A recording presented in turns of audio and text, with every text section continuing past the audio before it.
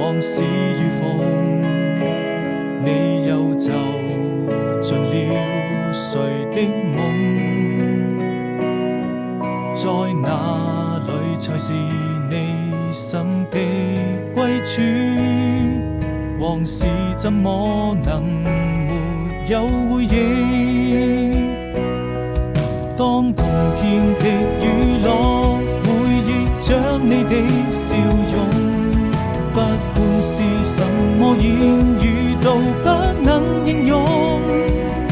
當抬頭望星空，故鄉的夜太朦朧，依然還是你眼中那片霓虹。擁多少個四季，等到來年的春意，陪你聽風聽雨，落了幾聲嘆息，看多少場風景，是誰牽動着真心？生命中每個人相聚又